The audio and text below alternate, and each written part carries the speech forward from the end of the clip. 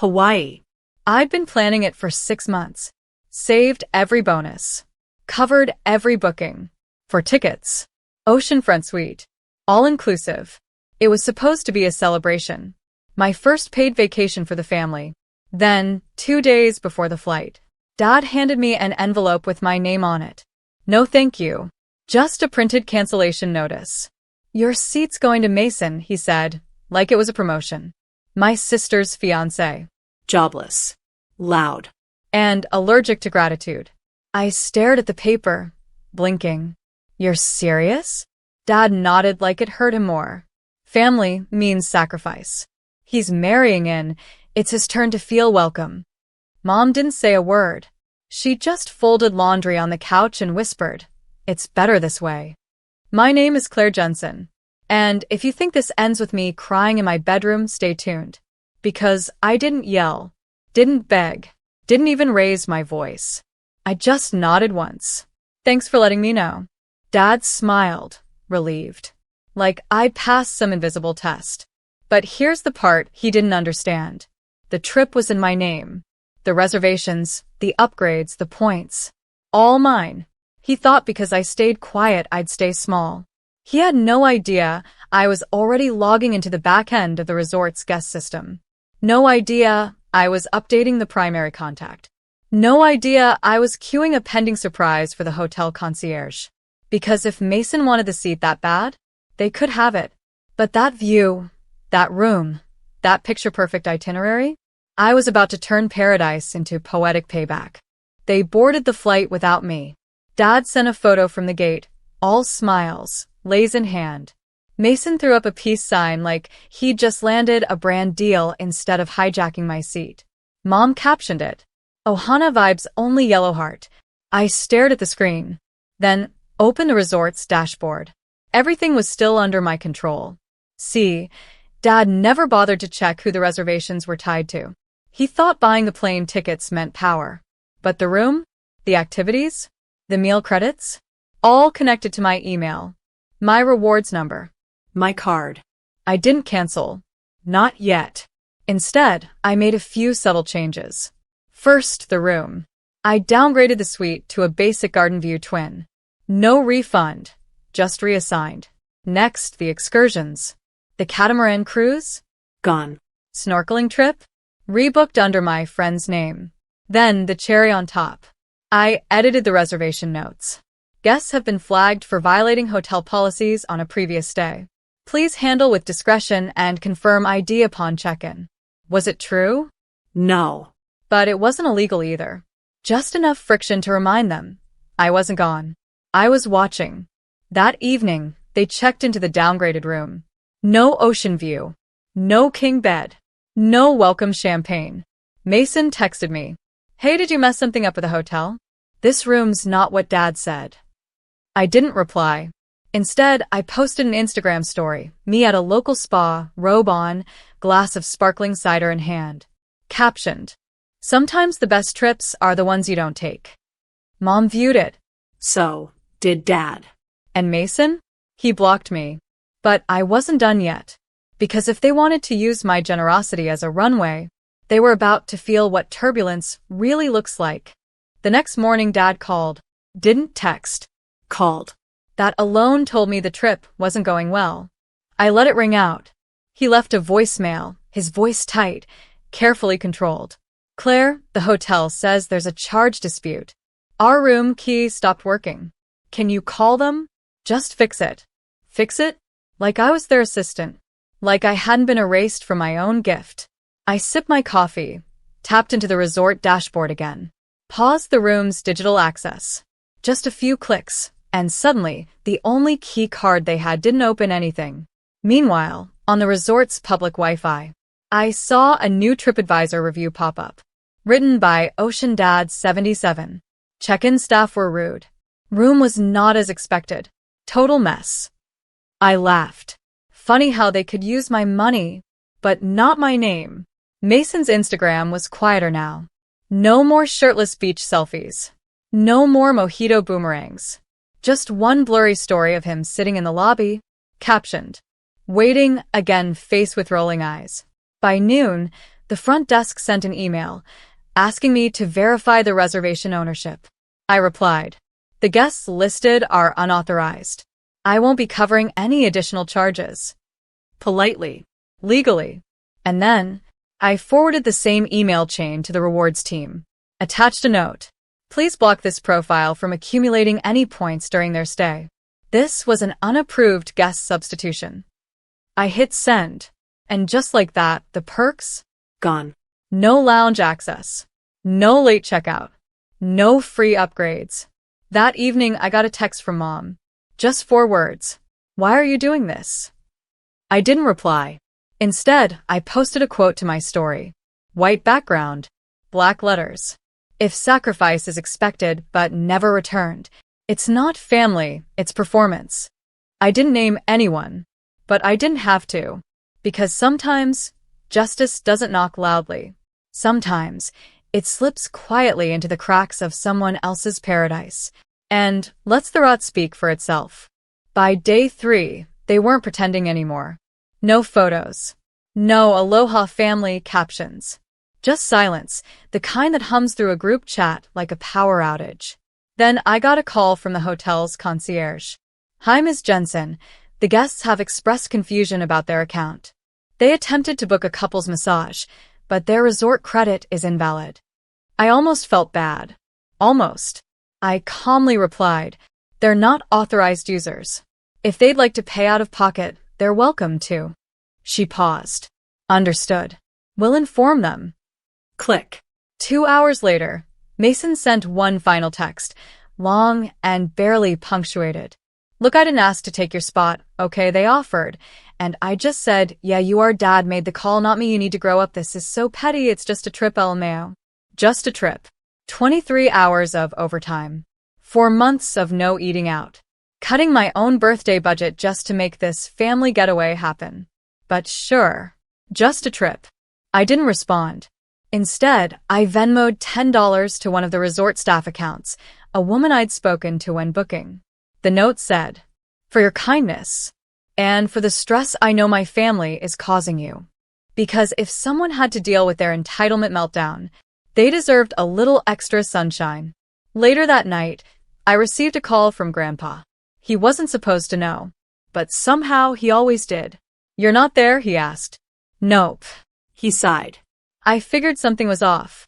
"Your dad's been posting sunset photos, but his face looks like someone stole his flip-flops." I smiled. "You always taught me, never punish with anger. Just let people live inside what they built." He chuckled. "Well, they're living in it now, baby. Keep standing tall." I hung up and opened my email. The hotel survey had arrived. "How was your experience at our resort?" I typed just 5 words into the comment box. I didn't stay, they did. They landed home 4 days later. Sunburnt, silent, and $1,900 over budget. I know because I saw the receipt.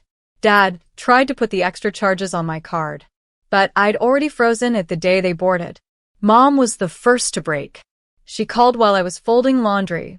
"I just don't understand why you're being so cold, Claire." I let her talk.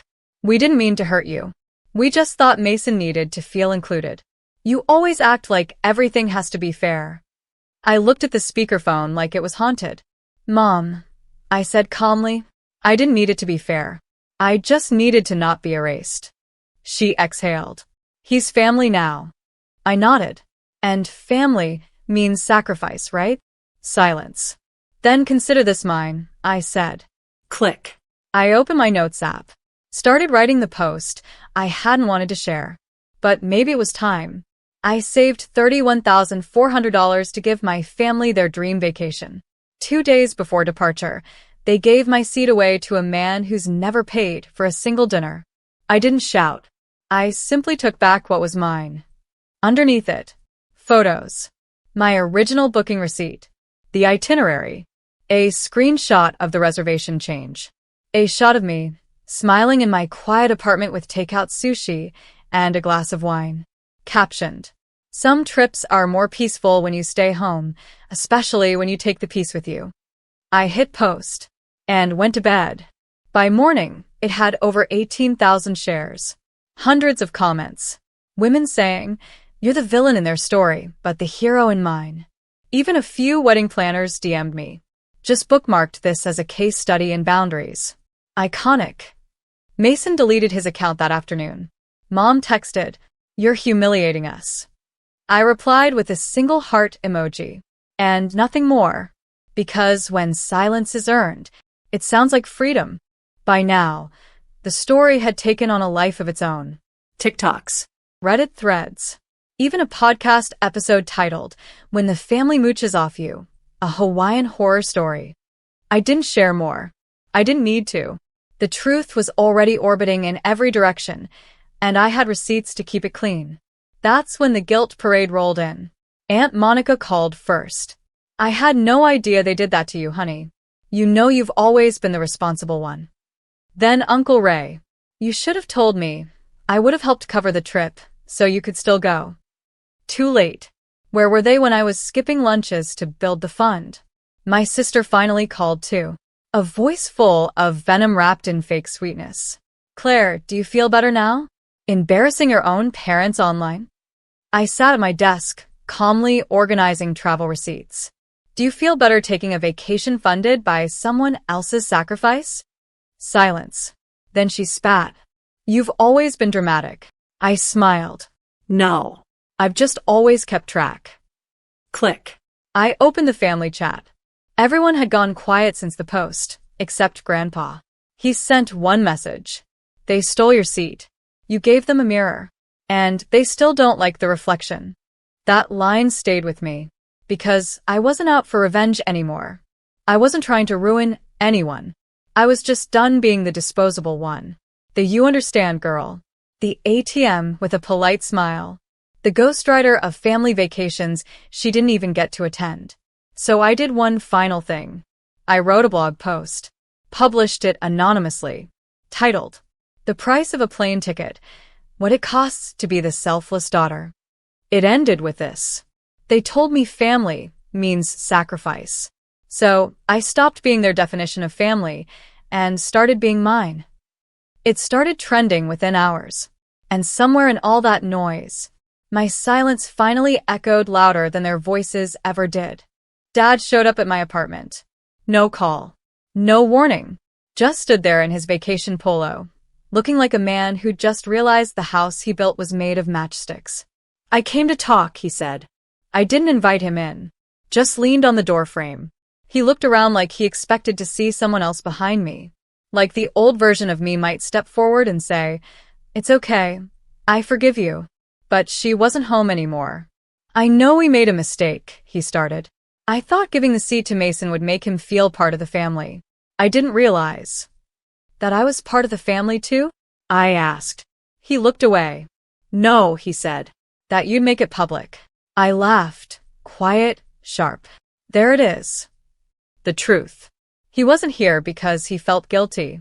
He was here because the world now saw what I had carried alone for years. "You embarrassed us," he added lower now. "No," I said. "You embarrassed yourselves." I just stopped hiding it. His eyes hardened. "Do you really think a vacation is worth tearing this family apart?"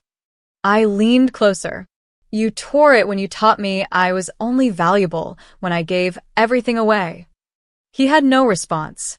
So I handed him a manila envelope. Inside, printed bank statements.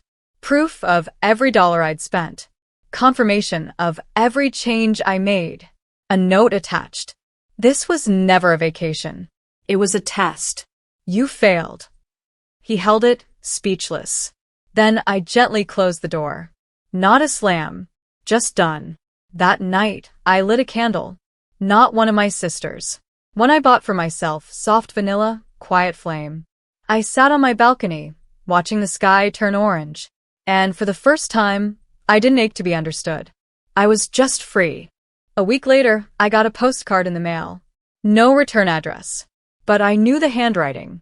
It was from my mother. "We didn't raise you to be this cold, this public, this vindictive. We're hurt. Mason's embarrassed. Your father's ashamed. I hope it was worth it." I read it once, then placed it beside my keyboard. Like a trophy. Not because I wanted the pain, But because that card finally proved they saw the fire they'd always ignored. I'd spent years being the quiet one, the responsible daughter, the one who never needed attention, just approval. But here's the truth. Approval without respect is manipulation dressed in love. They never thought I'd push back. Never thought I'd light a match to the fantasy. But now? Their little Hawaiian getaway was being whispered about in places they couldn't control. The vacation photos? Deleted. Mason's job prospects? Quietly iced out. Word spreads faster than sunscreen on the internet. And me? I was booked to speak on a podcast about boundary setting. Then another. Then a feature in a finance magazine. How one woman took back her power and her points. I didn't ask for the spotlight. But when it hit me, I didn't run. Because this time the story was mine. And every woman who heard it, they didn't just listen. They nodded. They knew. I closed my laptop and looked out the window. No more trips. No more forced dinners. No more being the background character in their perfect little performance. This time the stage was mine. And the final act? Peace.